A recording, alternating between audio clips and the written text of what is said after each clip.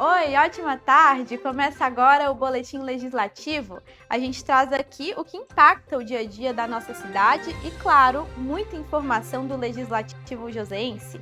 Confira o que é notícia nesta quinta-feira, 26 de fevereiro de 2026.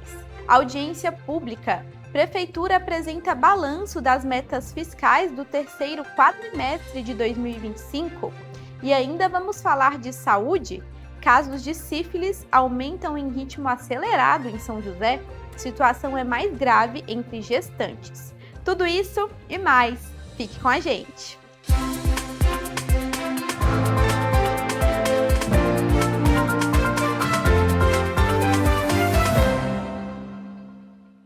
E hoje, a partir das 4 horas da tarde, acontece a sexta sessão do ano. Nas quintas-feiras, a discussão é feita em torno de projetos de lei, emendas, leis complementares, decretos legislativos e resoluções.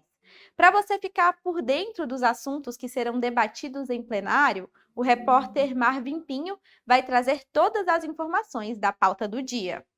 Júlia, boa tarde para você, boa tarde a todos que acompanham o Boletim Legislativo nessa quinta-feira, dia de votação de projetos importantes aqui na Câmara. Hoje, a sessão discute assuntos como saúde mental, preservação do meio ambiente e também proteção da liberdade religiosa. O primeiro deles é um projeto em rito urgente, com discussão e votação única. Ele é de autoria do Poder Executivo e dispõe sobre a autorização para a movimentação de terra em São José dos Campos. É um projeto que estabelece regras para obras que envolvam alteração de terreno. Quando a movimentação de terra for superior a 100 metros cúbicos, será necessária autorização da Prefeitura ou a dispensa de autorização. No caso dos terrenos acima dos 250 metros cúbicos, a autorização será obrigatória. A proposta também define responsabilidades para os proprietários e prevê normas específicas em áreas de proteção ambiental. Segundo a lei orgânica do município, rito urgente quer dizer que ele tem prioridade sobre os outros projetos. Depois vem as propostas que estão em rito ordinário. Primeiro, o projeto de lei complementar de autoria do vereador Milton Vieira Filho, que dispõe sobre a obrigatoriedade de tornar as redes de infraestrutura, como de transmissão de energia elétrica, telefonia, de comunicação de dados via fibra ótica e de televisão a cabo, subterrâneas. Isso valeria para os cabeamentos de loteamentos de condomínios horizontais em São José dos Campos. Na sequência, um projeto de lei do vereador Tomás Henrique, que institui o serviço Disque Denúncia Focinheira na cidade.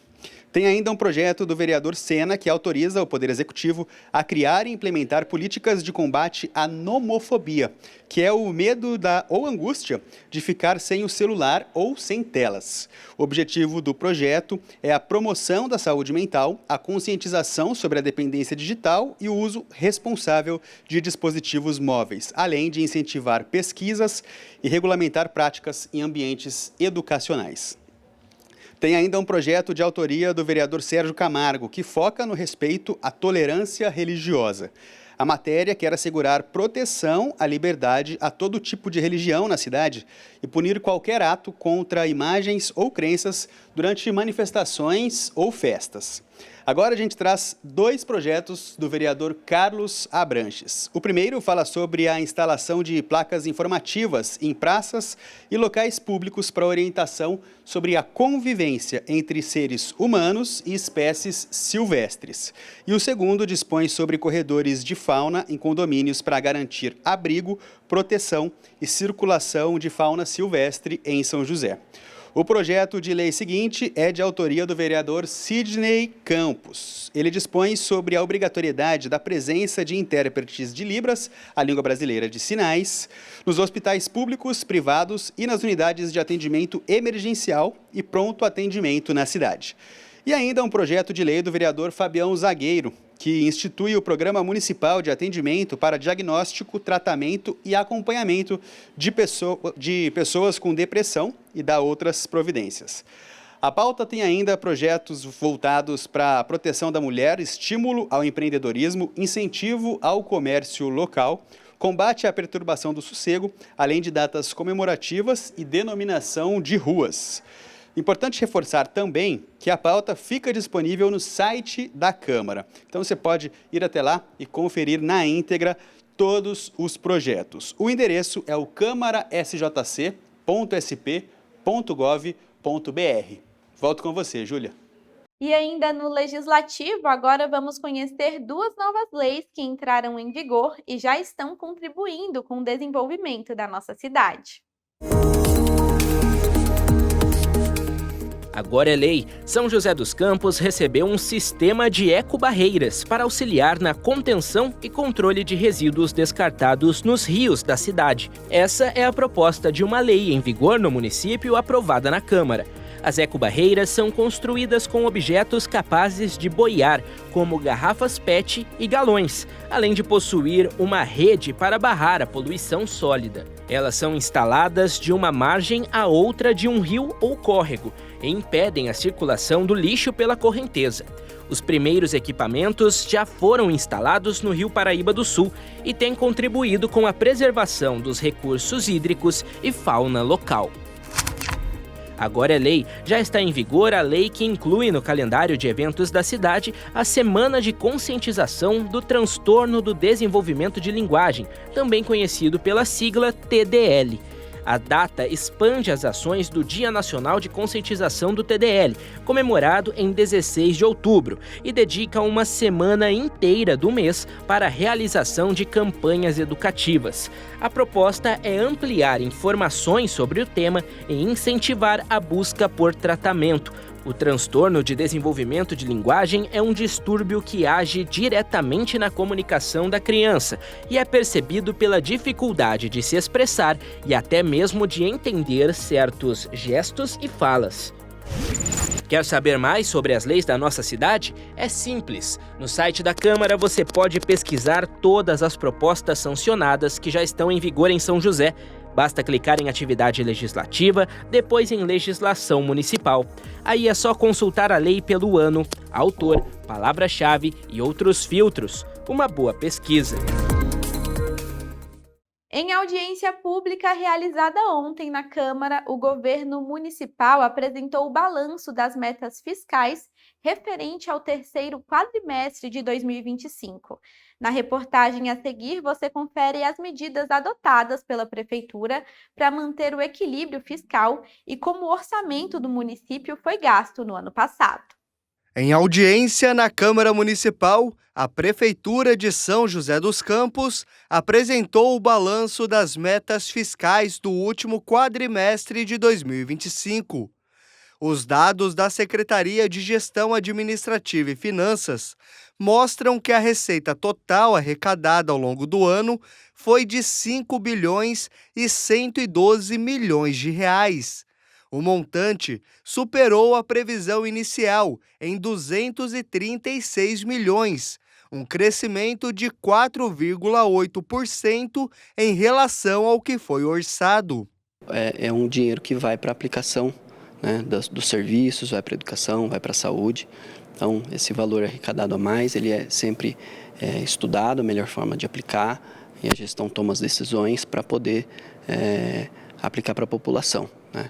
Então, da mesma forma que a receita aumentou, a despesa também aumentou. Impostos como ICMS, ISS e IPTU continuaram puxando a arrecadação. O ICMS somou aos cofres públicos 1 bilhão 158 milhões de reais.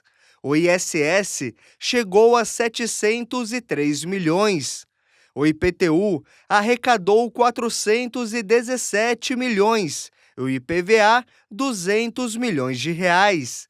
O resultado representou um aumento em relação a 2024, mas, segundo a Prefeitura, não houve mudança de alíquota. O crescimento reflete a movimentação da economia e a inflação ao longo do ano.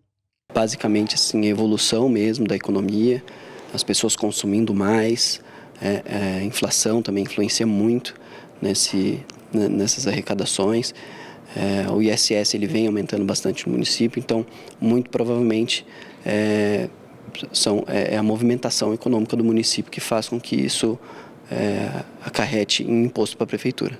Do lado das despesas, a Prefeitura pagou 5 bilhões e 47 milhões de reais. O valor ficou 2,7% acima do orçado. Já os investimentos, como a realização de obras e a aquisição de equipamentos, chegaram a 343 milhões de reais. A despesa de capital ela é um capítulo à parte, né? Então, existem receitas que vêm específicos para a aplicação da despesa no capital, que no município a gente vem acompanhando uma crescente aí nas obras, né? Alguns investimentos que o gestor definiu fazer. Um bom exemplo é a obra aqui da Sebastião Gualberto, o complexo da Sebastião Gualberto, que vem sendo realizado. Então, são obras de infraestrutura, né, para a cidade, que é bom, principalmente uma mobilidade nesse caso, né, nesse exemplo que eu dei. Mas também temos outras obras espontâneas, que são o hospital, a maternidade, enfim. São obras que são essenciais para acompanhar o crescimento do município. Saúde e educação continuam como prioridade dos investimentos públicos. Na saúde, foram 756 milhões de reais.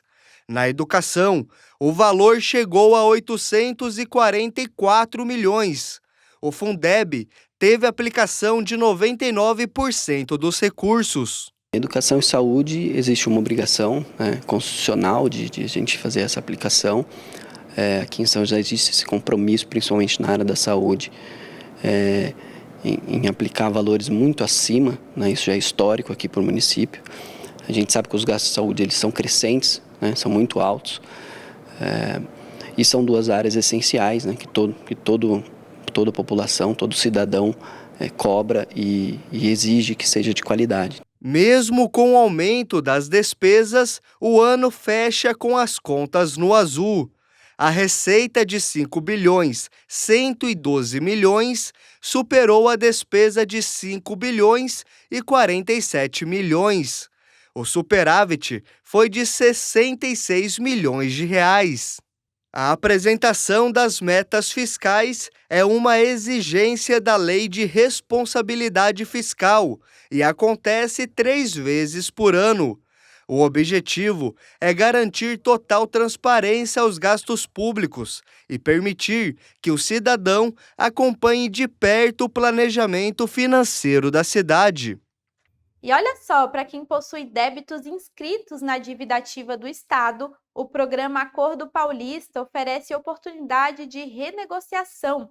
Preparamos um resumo para você aí de casa não perder essa chance. Os contribuintes podem quitar ou parcelar dívidas com ICMS, IPVA, ITCMD e multas do PROCON. Os descontos podem chegar até 75% sobre juros, multas e honorários advocatícios, e com opções de parcelamento em até 120 vezes. Mas fique atento, o prazo para participar do programa é só até amanhã, dia 27 de fevereiro. A inscrição deve ser feita somente pela internet no site www.acordopaulista.sp.gov.br. Ótima oportunidade para os contribuintes regularizarem as pendências e evitarem cobranças judiciais. Bem, agora vamos mudar de assunto e falar de saúde. Os casos de sífilis estão crescendo em ritmo acelerado no Brasil. Segundo o Ministério da Saúde, a situação ainda é mais grave entre as mulheres jovens e gestantes. Em São José, essa realidade se confirma. Houve um salto de 50% nos casos de sífilis em mulheres grávidas de 2024 para 2025. A médica aponta na tela do computador algumas feridas que indicam a infecção pela sífilis. O que parece apenas uma lesão na pele é o sinal de um problema que tem avançado rápido no país. Então, a sífilis ela é uma bactéria, é o treponema. A principal forma de infecção dela é de forma sexual, mas pode ser transmitida também de forma vertical, de mãe para filho. A forma primária da sífilis a gente chama de cancro duro. Então, ela parece uma lesão, uma úlcera em região genital, que ela é indolor. A gente fala que é uma úlcera limpa, então ela não tem secreção, ela é aquele fundinho vermelhinho e não dói. A sífilis secundária, ela vai apresentar manchas pelo corpo. Pode ser principalmente em palmas das mãos e palmas dos dos pés. É importante o paciente ser avaliado pelo médico para analisar muito bem essas lesões.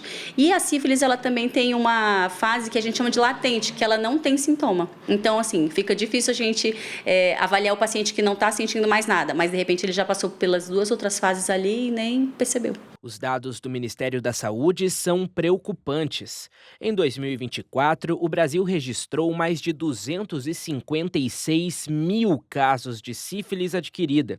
Em 2025, a taxa continuou alta, principalmente na população acima dos 40 anos.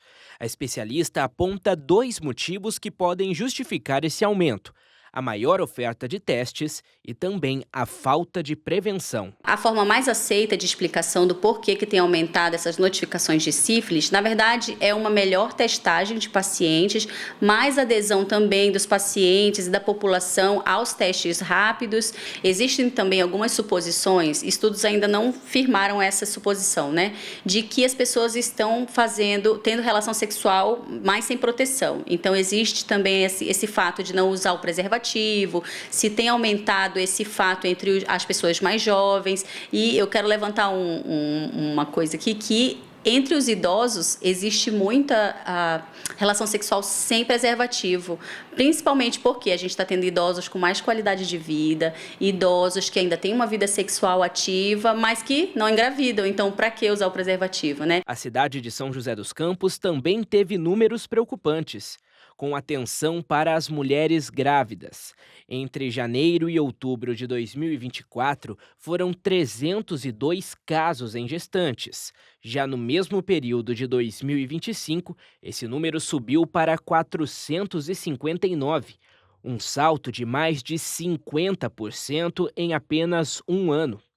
O risco da doença em grávidas está na chamada transmissão vertical, quando a mãe passa a doença para o bebê, seja na gravidez ou no parto. Em São José, os casos de sífilis congênita pularam de 100 em 2024 para 141 em 2025. A falta de tratamento adequado no pré-natal pode trazer consequências irreversíveis para a criança. Como a gente sabe que o resultado da sífilis na gestante é muito grave, principalmente para a criança, e na perda dessa gestação, né, desse bebezinho não evoluir bem. Então, essa grávida ela já é testada no momento do diagnóstico da gravidez. Isso faz parte da rotina pré-natal, para que a gente diminua o número de mortes de bebês, né, perdas gestacionais e, principalmente, o bebê não nascer com complicações graves. Podem ser cegueira, surdez a longo prazo, então são complicações graves. Para tentar frear esse avanço, o caminho é o diagnóstico precoce. Em São José dos Campos, o teste rápido é oferecido de graça em todas as unidades básicas de saúde. Outro local estratégico é o CRMI, o Centro de Referência de Moléstias Infecciosas, que fica no Jardim São Dimas. Por lá, o exame é sigiloso e o resultado sai em poucos minutos. É importante que o paciente esteja atento a essas lesões que a gente fala em região genital. Gente, pode ser também na boca, tá? Então, assim, afta, feridinhas que aparecem ali na região íntima ou na mucosa da boca, tem que ser avaliado pelo médico. Então, assim, lesão que apareceu, essa lesão não dói, pode ter aquelas ínguas palpáveis também que costuma aparecer junto. Procura uma avaliação médica, corre no postinho, só para tirar dúvida. É importante que a gente faça o diagnóstico para que a doença pare de ser proliferada, né? E a gente só vai conseguir parar ela quando a gente tratar essa paciente não estiver mais infectando outras pessoas e, claro, para ela ter uma boa qualidade de vida, porque se não tem diagnóstico, a longo prazo, depois de muito tempo, podem ter complicações graves. As canetas emagrecedoras vêm sendo cada vez mais usadas por pessoas que desejam emagrecer de forma rápida, muitas vezes sem indicação e acompanhamento médico. Mas o consumo desenfreado desses medicamentos pode trazer sérios riscos à saúde. Por isso, é sempre indicado que antes de tomar qualquer remédio, o ideal é procurar um médico. Para a gente entender como as canetas emagrecedoras funcionam no organismo, o repórter Eduardo Campos conversa com uma endocrinologista. Boa tarde, Edu, tudo bem? Oi, Júlia, ótima tarde para você, para todos ligados no Boletim Legislativo. Júlia, hoje a gente está aqui para falar sobre um assunto que está super em alta, que são as canetas emagrecedoras. Afinal, elas fazem bem para a saúde, fazem mal, quem pode usar, quem não pode. Para poder tirar essas dúvidas da gente, eu estou aqui com a doutora Sibeli Lobac, que é endocrinologista. Doutora, para a gente começar a nossa conversa, queria que você falasse um pouquinho sobre mesmo esse funcionamento das canetas, né? Como é que elas funcionam no organismo e como que elas fazem emagrecer. Boa tarde. Tá certo. Bom, elas são 2 tipos de medicação, um que chama semaglutida e outra tirzepatida. A semaglutida é um análogo de um hormônio que a gente já secreta toda vez que a gente come, o GLP, que dá saciedade no cérebro e também retarda o esvaziamento gástrico. Então, quando você come, pequenas quantidades de comida já deixam você cheio. Então, por esses 2 mecanismos, a pessoa diminui a ingestão de comida e reduz as calorias e perde peso. Outras coisas boas é que ela aumenta a produção de insulina pelo pâncreas, então melhora a glicemia também ou previne diabetes para quem não tem, para quem tem pré-diabetes. E aí a tirzepatida ela é algo semelhante, também ela atua no mesmo hormônio, mas ela também atua com outro hormônio, que é o GIP, que é outro, e por isso ela tem uma potência maior, tendo um pouquinho mais de perda de peso e menos colaterais. Eu queria que você falasse justamente sobre essa questão dos efeitos colaterais e desses riscos dessa automedicação. Muita gente estava tomando por conta própria, indo lá e comprando a caneta, né? Quais são esses riscos para quem está começando a ingerir? Sim, isso pode ser problemático porque existem algumas precauções, que toda vez quando a gente recebe um paciente, a gente faz uma avaliação completa da história dele, complicações que ele possa vir a ter. Então, é importante descartar contraindicações, insuficiência renal, cirrose. Se a pessoa tem um carcinoma medular de tireoide, é uma contraindicação rara, não é muito comum, mas é importante fazer a avaliação inicial e não ter problema com isso. E precaução também, se ela já teve algum histórico de pedra na vesícula ou pancreatite, isso precisa ser tratado, né? Então, a pedra precisa ser retirada. Qualquer pessoa que vai emagrecer, na verdade, pode ter mais pedra na vesícula, pode ter mais pancreatite, e isso tem que ser tratado e sabido. Então, é uma precaução a ser tomada em quem já teve algum histórico de pedra na vesícula, que a gente faz essa avaliação antes, para não ter problema durante. Também é problemático no sentido de que a pessoa pode começar a usar a medicação, ter colaterais e aí desistir da medicação. Então, se é uma medicação que pode trazer benefício, é importante dar uma insistida, contornar os colaterais, tem muita coisa para fazer para ela conseguir usar. Então, às vezes, usar sem médico, sem orientação, pode gerar um abandono da medicação em alguns casos. É problemático também porque banaliza um pouco o tratamento para quem quer e pode, e não para quem precisa, porque é uma doença crônica a obesidade. Não é algo que é para perder uns quilinhos ou ser socialmente aceito, é algo que é para tratar um problema crônico, uma doença, e essas pessoas têm o direito desse tratamento. Legal, eu queria que você falasse também um pouco sobre essa questão do próprio pâncreas, né? Ultimamente saíram algumas notícias, alguns casos, estudos que comprovam, né, que cada vez mais existem pessoas dando entrada nos hospitais com problemas nos pâncreas por conta desse uso exacerbado das canetas. Quais que são os principais riscos também? Bom, existe um risco de pancreatite, mas ele é semelhante a qualquer pessoa que vai emagrecer. Então, não é um risco só da medicação, é um risco do emagrecimento, que pode deslocar uma pedra na vesícula, pode fazer pancreatite. Então, já se desmistificou um pouquinho isso e acaba que essas matérias que surgiram um pouco sensacionalista, porque nos estudos que usam placebo, que é a não medicação, e aquele que usa a medicação, a incidência de pancreatite foi a mesma, foi aumentada porque a pessoa está emagrecendo, mas não foi mais do que a pessoa que usou a medicação. Então, não é um risco que a gente consegue considerar. Mas, de toda maneira, se a pessoa já teve um histórico de pancreatite, é importante ela passar no médico e ver se não pode ser uma contraindicação ou algo que precisa ser tratado antes de começar a medicação. Legal. Essa utilização das canetas também precisam ser associadas a novos hábitos saudáveis, a acompanhamento médico? Como que isso também funciona? Isso. Então, é uma caneta que tem muitos benefícios além do peso, mas é a pessoa que vai perder peso. Não é a medicação, nunca é a medicação, não é um atalho, um caminho mágico. Então, por isso que é interessante ter algum acompanhamento para ter orientação para potencializar o máximo efeito da medicação.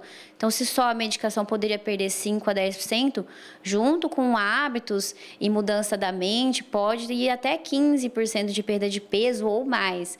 Então, é importante ter um plano alimentar, um déficit calórico bem estabelecido, saber o que está comendo, ler as calorias, que isso o Nutri ajuda, o endócrino também ajuda a ver algumas dicas, a avaliação comportamental dela na mesa, alguns pensamentos errados com a comida, isso tudo ajuda a potencializar a medicação para conseguir tratar adequadamente. Maravilha, doutora, muito obrigado pelos seus esclarecimentos. Júlia, agora a gente estava falando antes, né, essas canetas estão cada vez mais em alta, então é importantíssimo que cada vez mais as pessoas procurem acompanhamento médico, procurem adotar novos hábitos saudáveis para poder ter um emagrecimento cada vez mais saudável nesse dia a dia. Volta aí com você, Ju. Obrigada pelas informações, Edu. Verdade. Inclusive, a Agência Nacional de Vigilância Sanitária, a Anvisa, emitiu um alerta sobre os riscos do uso de canetas emagrecedoras sem acompanhamento médico no início deste mês. Se cuide, sempre procure um profissional ao usar medicamentos. Seguimos o jornal com a nossa agenda de serviço. Confira as vagas de emprego abertas no PAT de São José nesta quinta-feira. O PAT, Posto de Atendimento ao Trabalhador de São José dos Campos, tem oportunidade de emprego para açougueiro, ajudante de açougueiro, ajudante de serralheiro, assistente de vendas, atendente de lojas e mercados, atendente de padaria, atendente do setor de frios e laticínios, atendente do setor de hortifruti e granjeiros, babá, balconista, balconista de açougue, caldeireiro, designers de interiores, empregado doméstico arrumador, empregado doméstico nos serviços gerais, encanador, encarregado de açougue, encarregado de padaria, garçom, marceneiro, operador de teleatendimento ativo, padeiro, pedreiro, pintor de obras, pizzaiolo, repositor de mercadorias, serralheiro, servente de limpeza, vendedor interno, vendedor porta a porta. Ainda há vaga para pessoas com deficiência no cargo de operador de teleatendimento ativo. Para se candidatar é fácil, é só comparecer ao PAT levando seu RG, CPF, carteira de trabalho e o cartão cidadão. O PAT fica localizado na Praça Afonso Pena, número 175, no centro da cidade. Hora de saber como fica o tempo nesta quinta e sexta-feira na nossa cidade? Então fica de olho na nossa previsão. O dia de hoje, quinta-feira, será nublado e chuvoso. Ocorre temporal durante a tarde. À noite, a chuva diminui, mas não para. Temperatura máxima de 25 graus e mínima de 20. Amanhã de sexta-feira será de sol entre nuvens e chuva passageira. Durante a tarde, também chove. No período da noite, muitas nuvens, mas com tempo firme. Máxima de 25 graus e mínima de 18. Fim do boletim legislativo de hoje, mas você pode continuar na programação da TV Câmara, porque já, às 4 horas da tarde, começa a sessão. Você também pode acompanhar o que acontece no plenário ao vivo pelo nosso canal do YouTube, @TV Câmara SJC. Amanhã estou de volta. Até lá!